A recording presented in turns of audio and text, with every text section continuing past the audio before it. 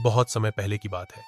सूर्यमुखीपुर नामक एक सुंदर राज्य हुआ करता था, जहां हर सुबह सूर्य की पहली किरण से फूल मुस्कुराने लगते थे। उस राज्य की रानी वासंती अपनी करुणा और प्रकृति प्रेम के लिए जानी जाती थी।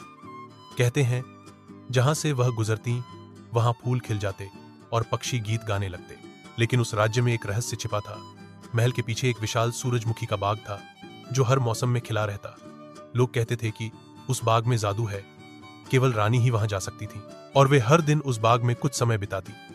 पर किसी को नहीं पता था कि वह वहां क्या करती हैं। एक दिन एक नवयुवक सेनापति आरव दरबार में आया।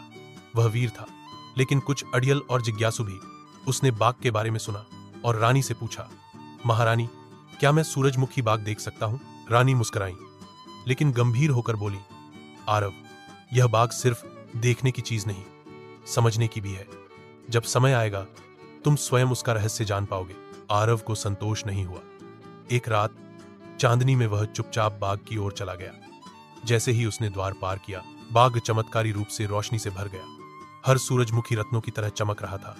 लेकिन तभी आकाश में बादल छा गए और एक तेज आवाज गूंजी, जो बिना अनुमति जादू को छूता है वह अंधकार को बुलाता है। आरव घबरा गया, जमीन कांपने लगी और वह बेहोश हो गया। जब वह जागा तो खुद को अजीब सी जगह पर पाया, जहां फूल मुरझाए हुए थे, आकाश धुंधला था और कोई आवाज नहीं थी।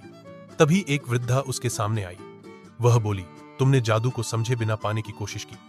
अब तुम्हें सेवा और संयम से अपना रास्ता ढूंढना होगा। आरव को यह एक सपना लगा, लेकिन अगले ही पल उसे दिखा उस जगह पर बीमार पेड़, घायल पक्षी और सूखी नदियां थीं। उसने अपने हाथों से उनकी सेवा शुरू की। वह दिन रात काम करता, पानी लाता, पत्तियां जोड़ता और पक्षियों को दाना डालता। समय बीता। धीरे धीरे उस भूमि में हरियाली लौटने लगी, फूल फिर खिलने लगे और एक दिन वही वृद्धा मुस्कुराते हुए बोली, अब तुम तैयार हो। आरव पलक झपकते ही वह फिर से सूरजमुखी बाग में था, लेकिन इस बार रानी वासंती भी वहीं खड़ी थी। उन्होंने कहा, अब तुम जान गए हो कि इस बाग का जादू किसी ताबीज में नहीं, सेवा, संयम और प्रकृति के सम्मान में है। रानी ने आगे बताया, यह बाग हमारी धरती की आत्मा है, जो इसकी रक्षा करता है वही सच्चा रक्षक कहलाता है। उस दिन से आरव केवल सेनापति नहीं, राज्य का हरित रक्षक बन गया। वह रानी के साथ मिलकर बाग, जंगल और नदी की सेवा करने लगा और सूर्यमुखीपुर फिर से सौंदर्य और सुख का प्रतीक बन गया। शिक्षा, मोरल, जादू केवल चमत्कारों में नहीं, बल्कि सेवा, धैर्य और प्रकृति के सम्मान में छिपा होता है।